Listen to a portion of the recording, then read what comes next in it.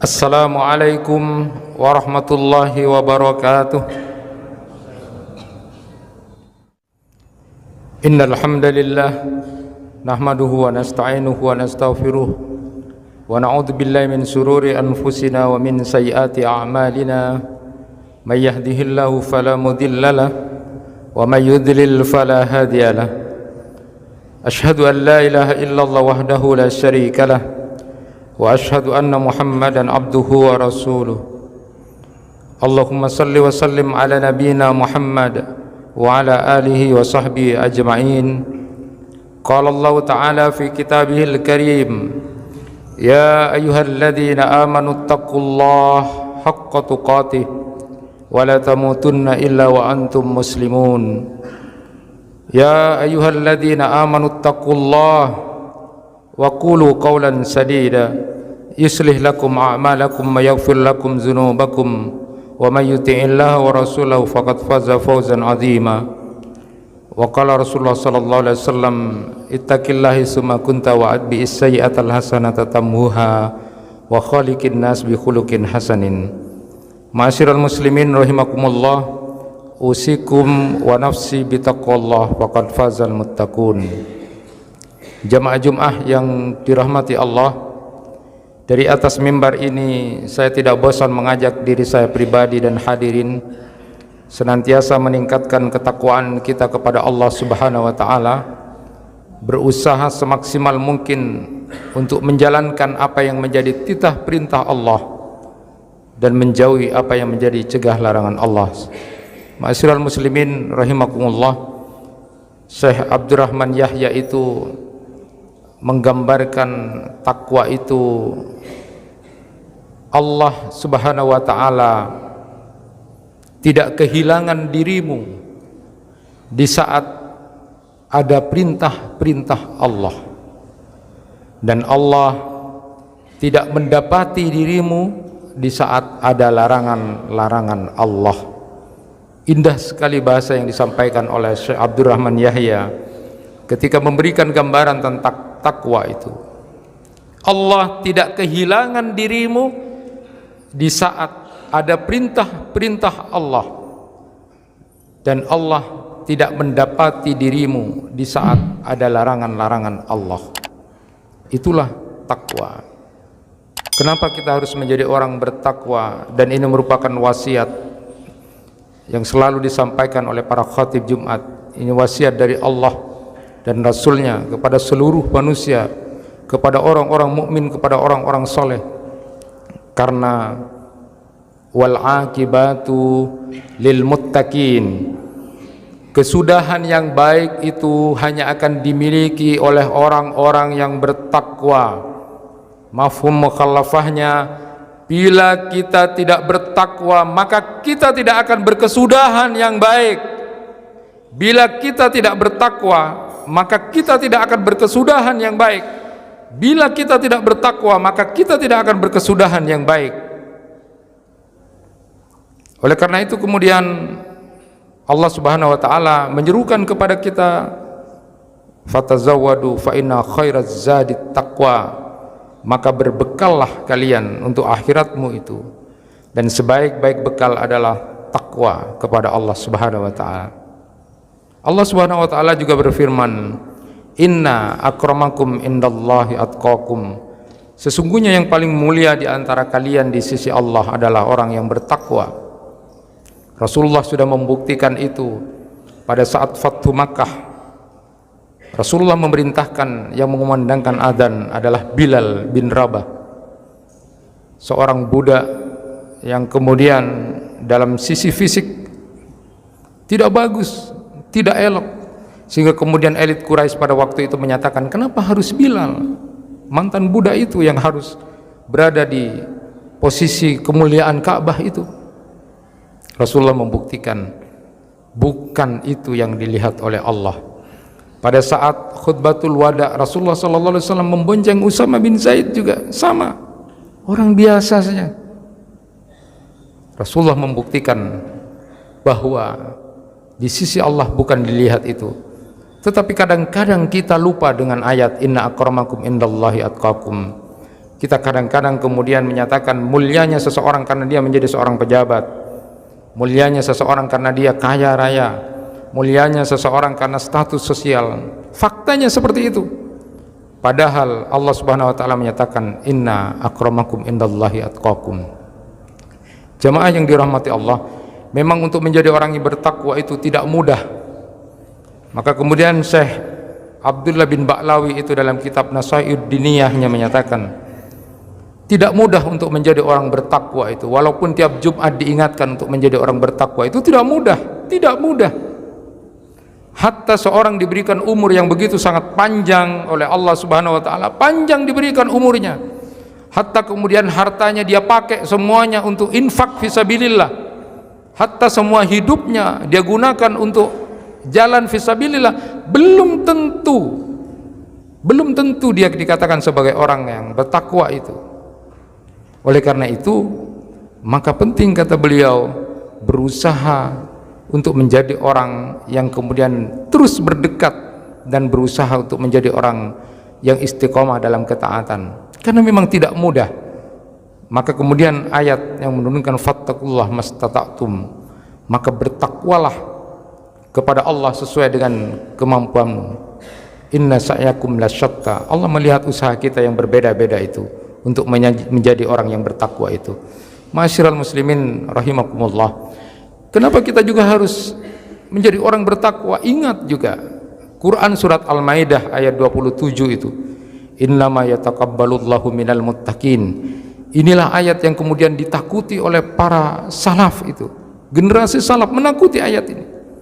Allah hanya akan menerima amal orang yang sudah bertakwa itu. Tidak takutkah kita dengan ayat itu? Allah hanya akan menerima amal-amal orang yang sudah bertakwa itu. Pertanyaannya, apakah kita sudah menjadi orang bertakwa? Apakah kita selama ini amalnya sudah diterima oleh Allah Subhanahu wa taala? Itulah yang kemudian harus menjadi sebuah perenungan buat kita. Apa itu bertakwa itu? Bisakah kita mengukur takwa itu? Dan barometer apa untuk mengetahui bahwa kita bertakwa atau tidak? Ma'asyiral muslimin rahimakumullah, teringat apa yang terjadi saat Ali bin Abi Thalib ditanya oleh salah seorang sahabatnya ahli ibadah namanya Hammam itu, ya Amirul Mukminin, saffili al-muttaqina hatta ka'anni anzura ilaihim. Wahai Amirul Mukminin, tunjukkan kepadaku sifat-sifat orang bertakwa, gambarkan kepadaku secara penuh bagaimana orang bertakwa itu sesungguhnya, sehingga aku seolah-olah melihat orang bertakwa itu. Keinginan Hammam kemudian ingin meniru, lalu kemudian ingin melakukan apa yang digambarkan oleh Ali bin Abi Thalib tentang orang bertakwa itu secara utuh, sehingga kemudian dia paham apa orang bertakwa dan bagaimana modelnya orang bertakwa itu. Lalu kemudian Ali bin Abi Thalib enggan untuk menjawab pertanyaan itu. Beliau hanya menyatakan kepada Hammam, ya Hammam, ittaqillah wa ahsin, fa innallaha ma'al ladzina taqaw wal ladzina hum muhsinun. Itulah nasihat dari Ali bin Abi Thalib kepada Hammam, sang ahli ibadah sahabatnya itu. Ya Hammam, takutlah kepada Allah dan berbuat baiklah, karena Allah senang kepada orang-orang yang bertakwa dan senang kepada orang-orang yang berbuat baik. Rupa-rupanya Hammam tidak puas dengan jawaban Ali bin Abi Thalib, karena dia ingin mendengarkan secara utuh bagaimana orang bertakwa itu supaya jelas gitu bisa dilakukan. Akhirnya Ali bin Abi Thalib menjawab pertanyaan sahabatnya Hammam itu, yang hampir dalam kitab Najul Balaghah itu setidaknya ada 4 lembar jawaban dari Ali bin Abi Thalib untuk menggambarkan orang bertakwa itu kepada Hammam itu. Dikabarkanlah kepada Hammam, orang bertakwa itu kalau pagi begini, kalau siang begini, kalau malam begini, saat menghadapi masalah dia begini, saat dia disakiti orang begini, saat dia punya harta begini. Digambarkan oleh Ali bin Abi Thalib seluruhnya. Belum selesai Ali bin Abi Thalib menjawab, memberikan gambaran tentang orang bertakwa ini, Hammam lalu kemudian pingsan dengan jawaban Ali bin Abi Thalib. Itulah kemudian yang diungkapkan oleh Ali bin Abi Thalib, itulah yang aku ragu dan enggan untuk memberikan jawaban terhadap pertanyaan dari Hammam itu. Cukuplah dengan perkataan ittaqillah wa ahsin, takutlah kepada Allah dan sukalah berbuat baik. Sederhana kemudian Ali bin Abi Thalib memberikan gambaran tentang orang bertakwa itu. Ma'asyiral muslimin rahimakumullah. Maka pertanyaannya selanjutnya, bisakah kemudian seseorang itu diukur ketakwaannya? Ada seorang profesor, beliau adalah mantan rektor dari Universitas Brawijaya Malang, yang kemudian berusaha dengan ilmu matematika, ilmu fisika mencoba mengukur tentang sesuatu, karena dia menganggap bahwa semuanya itu bisa measurable, semuanya bisa diukur kok. Tekanan darah saja bisa diukur, ini saja bisa diukur. Lalu apakah kita tidak bisa mengukur tingkat keislaman kita? Tidak bisakah kita mengukur tingkat keimanan kita? Tidak bisakah kita mengukur tingkat ketakwaan kita? Ini yang menjadi menarik di tulisan beliau. Apa yang kemudian menjadi indikator beliau? Dia kemudian ambil dari Al-Quran maupun hadis. Contoh sederhananya diantaranya misalnya, mau mengukur keislaman seseorang, dia ambil di antara hadis Rasulullah, dari sekian banyak hadis yang mengungkap tentang keislaman seseorang. Min husni islamil mar'i tarkuhu ma la ya'ni. Tanda baiknya keislaman seseorang itu meninggalkan apa-apa yang tidak baik. Dia tanya pada dirinya sendiri, selama hidup ini apakah banyak sudah hal-hal yang dia tinggalkan, perkara-perkara yang tidak bermanfaat dia tinggalkan. Itu menjadi sebuah indikator misalnya di antara sekian banyak ayat Al-Quran yang beliau umpamakan dan kemudian sampaikan dengan hadis-hadis Rasulullah untuk mengukur keislamannya. Kalau saya selama ini masih banyak melakukan hal yang sia-sia, berarti keislaman saya masih belum. Ditanya lagi tentang keimanan misalnya, disampaikanlah beberapa ayat-ayat Al-Quran dan hadis-hadis Rasulullah misalnya, man kana yu'minu billahi wal yaumil akhir falyakul khairan aw liyasmut, man kana yu'minu billahi wal yaumil akhir falyukrim jarah. Di antara itu bahwa ciri orang beriman itu beriman kepada Allah dan hari akhir, maka kalau dia berbicara, dia sesuatu yang bermanfaat, bukan sesuatu yang tidak bermanfaat, atau lebih baik diam. Apakah selama ini dia suka berbicara sesuatu yang tidak bermanfaat atau menyakitkan orang lain, ataukah tidak melakukan itu? Apakah selama ini termasuk orang yang kemudian memperbaiki hubungannya dengan tetangganya dan berbuat baik dengan tetangganya? Apakah dia juga fal yukrim daifah? Apakah dia kemudian memuliakan tamu? Itulah sifat-sifat yang kemudian dipertanyakan pada dirinya. Kalau selama ini dia masih banyak bermusuhan dengan tetangganya, maka tingkat keimanannya kurang bagus. Kalau selama ini kemudian dia tidak pernah memberikan penghormatan kepada tamu, maka dia imannya juga tidak bagus. Kalau selama ini dia kemudian banyak berbicara yang menyakitkan dan merendahkan, maka dia imannya tidak bagus. Paling tidak ukuran-ukuran indikator itulah yang kemudian disampaikan oleh beliau. Lalu berikutnya, apakah ketakwaan juga bisa diukur? Sejauh mana ketakwaan kita kalau dipersentase? Supaya kemudian jelas, orang mau naik pangkat saja itu pakai aturan jelas. Orang yang kemudian mau grade-nya semakin tinggi juga sudah ada aturan yang jelas. Lalu kemudian apakah di dalam ajaran agama kita tidak ada aturan yang jelas tentang bagaimana ketakwaan kita kepada Allah, yang selama Jumat itu diingatkan? Adakah perubahan atau tidak? Adakah perubahan atau tidak selama setiap Jumat itu diingatkan? Maka paling tidak, ma'asyiral muslimin rahimakumullah, beliau lalu kumpulkan ayat-ayat yang bercerita tentang ketakwaan, bercerita hadis-hadis Rasulullah SAW yang menunjukkan ketakwaan. Dia kumpulkan bagaimana salatnya, bagaimana infaknya, bagaimana zakatnya, bagaimana dia kemudian memaafkan orang lain, bagaimana orang bertakwa untuk tidak marah, bagaimana orang bertakwa itu tidurnya tidak terlalu banyak di malam hari, dia banyak beristighfar di waktu-waktu sahar. Dia semuanya sambungkan ayat-ayat itu menjadi sebuah indikator, paling tidak menjadi sebuah frame rambu-rambu buat kita, di mana letak ketakwaan kita kepada Allah. Ataukah Allah yang nanti akan zalim kepada hambanya, padahal itu tidak mungkin?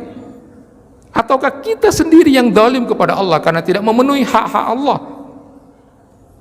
Paling tidak, ma'asyiral muslimin rahimakumullah, sebagaimana kemudian digambarkan di dalam Quran surat At-Taubah ayat 44 dan Quran surat An-Najm ayat 32. Di Quran surat At-Taubah 44, wallahu alimum bil muttaqin, dan Allah yang tahu siapa yang bertakwa. Kemudian Quran surat An-Najm 32, fala tuzakku anfusakum huwa a'lamu bimanittaqa. Dua ayat ini seolah-olah memberikan gambaran memang bahwa tidak ada yang bisa mengukur ketakwaan seseorang itu kecuali Allah. Di ayat yang pertama ini semacam sebuah gambaran umum bahwa tidak ada seorang pun yang tahu dan berhak menilai siapa di antara kita yang bertakwa. Kemudian yang kedua menunjukkan bahwa ketakwaan seseorang itu bukan untuk diklaim dirinya, atau ketakwaan itu tidak untuk dipamer-pamerkan atau dibangga-banggakan. Kenapa? Karena hanya Allah saja yang tahu. Tetapi paling tidak frame indikator itu memicu kita, memacu kita untuk bersemangat kembali kepada ketakwaan yang kemudian digambarkan oleh ayat-ayat Al-Quran maupun hadis Rasulullah. Ma'asyiral muslimin rahimakumullah, mengakhiri khutbah yang pertama ini kembali kepada apa yang disampaikan oleh Ali bin Abi Thalib tentang takwa itu. Ittaqillah wa ahsin. Sederhana saja, takutlah kamu kepada Allah dan berbuat baiklah, itulah orang yang bertakwa. Sederhana. Kemudian disebutkan ittaqillah, takutlah kamu kepada Allah. Para ulama kemudian menyebutkan man khafa adlaja wa man adlaja balaga manzil. Siapa orang yang takut kepada Allah, dia pasti akan semangat untuk taat kepada Allah. Dan siapa yang taat kepada Allah, maka dia akan sampai kedudukannya di hadapan Allah. Takut kepada Allah itu bukan diartikan dengan hanya menangis di waktu-waktu tertentu atau di acara-acara tertentu. Bukan itu, kata Ibnu Rajab Al-Hambali. Orang yang takut kepada Allah bukan ditandai dengan tangisan, keluarnya air mata di acara-acara atau waktu tertentu. Bukan. Orang yang takut kepada Allah itu adalah tarkul maharim, menjauhi apa yang diharamkan oleh Allah, menjauhi apa yang dilarang oleh Allah. Setidaknya, paling tidak, jagalah lisannya, kecuali untuk melakukan hal-hal yang baik, zikir, membaca Al-Quran, lalu keilmuan. Jagalah kemudian matanya untuk tidak melihat hal-hal yang diharamkan oleh Allah. Jagalah kemudian tangannya untuk tidak mengambil hak orang lain, mencuri, merampok, memungli orang lain. Jaga tangannya. Jaga kemudian kakinya untuk tidak melangkah ke hal-hal maksiat. Jaga perutnya untuk makan hal-hal yang halal saja. Jauhi yang subhat, apalagi kemudian yang haram. Jaga semua anggota tubuh badan kita dari hal yang diharamkan oleh Allah, sehingga muncul rasa ketaatan kepada Allah. Itulah ittaqillah. Kalau itu dilakukan luar biasa. Kemudian berikutnya adalah wa ahsin, dan berbuat baiklah. Innallaha katabal ihsan ala kulli syai. Kata Rasulullah sallallahu alaihi wasallam, sesungguhnya Allah itu sudah mewajibkan sesuatu yang baik kepada apapun. Kuncinya cuma itu saja. Takut kepada Allah sehingga memunculkan ketaatan kepada Allah, lalu kemudian berbuat baiklah. Berbuat baiklah kepada sahabat kamu, berbuat baiklah kepada keluarga kamu, berbuat baiklah kepada tamu kamu, berbuat baiklah kepada tetangga kamu, berbuat baiklah. Setiap hari berpikir hanya untuk menjadi orang yang berbuat baik kepada orang lain. Bukankah Rasulullah sallallahu alaihi wasallam sudah menyatakan orang yang bangun pagi dalam keadaan sehat walafiat, maka dia punya hutang sebenarnya kepada Allah untuk bersyukur, bersedekah. Tetapi dengan salat duha dia bisa untuk membayar itu kepada Allah Subhanahu wa taala, lalu kemudian berpikir untuk menjadi orang baik. 360 tulang yang ada pada kita, sebagaimana yang disabdakan oleh Rasulullah, tulang-tulang yang sehat bangun pada hari itu, kita wajib untuk mensedekahi. Artinya sebenarnya kita diwajibkan untuk berbuat baik 360 paling tidak kebaikan, dan itu kita tidak mampu cukup dengan sholat duha itu, paling tidak 2 rakaat. Dan tentu saja pikirannya, rencananya, dan apa yang akan dia lakukan hari itu, dia selalu berpikir untuk berbuat baik. Maka sangat naif kalau ada orang yang kemudian ingin menjadi orang bertakwa, hari itu dia tidak sempat berpikir untuk bersyukur kepada Allah atas sehatnya, tapi masih merencanakan pikiran-pikiran yang jelek dan tidak baik kepada sesamanya. Bukankah Rasulullah SAW pernah menyatakan tentang takwa itu, at-taqwa hahuna, takwa itu ada di sini, sambil beliau berisyarat kepada dadanya. Artinya apa? Di hadis sebelumnya Rasulullah menyatakan, jangan saling mendengki antara sesama muslim dan mukmin, Jangan saling bermusuh-musuhan, jangan saling membelakangi, jangan saling bermusuh-musuhan dalam hal perdagangan. At-taqwa hahuna, takwa itu ada di sini, kata Rasulullah sallallahu alaihi wasallam. Bukankah Rasulullah sudah menggambarkan bahwa orang yang masuk menjadi ahli surga itu ternyata ibadahnya biasa saja. Ketika Abdullah bin Amr bin As kemudian penasaran tentang pemuda itu, ternyata apa kelebihan orang itu? Saya ibadahnya seperti biasa saja, tetapi saya tidak pernah sedikit pun ada rasa dengki kepada sesama mukmin, dan tidak ada sedikit pun ingin mencurangi sesama mukmin. Itu luar biasanya, dan tidak semua orang bisa melaksanakan itu. Hatta amal-amal lahir pun sebenarnya belum bisa menjadikan ketakwaan seseorang menjadi sebuah ukuran. Bukankah Rasulullah SAW menyatakan tentang dua orang perempuan, yang perempuan pertama ahli salat, ahli puasa, rajin bersedekah, tapi dia suka menyakiti tetangganya, maka dia ada di neraka. Bukankah ada seorang perempuan yang biasa saja salatnya, biasa saja puasanya, biasa sedekahnya, tetapi dia bisa menjaga dirinya untuk tidak merendahkan dan menyakiti sesama mukmin. Itulah rahasia takwa yang sungguh luar biasa. Mudah-mudahan Allah Subhanahu wa taala memberikan hidayah kepada kita untuk menjadi orang yang bertakwa, karena hanya orang bertakwalah yang akan beruntung nanti. Barakallahu li wa lakum fil Qur'anil azim wa nafa'ni wa iyyakum bima fihi minal ayati wa dzikril hakim. Aqulu qawli hadza wastaghfiru innahu wal ghafurur rahim.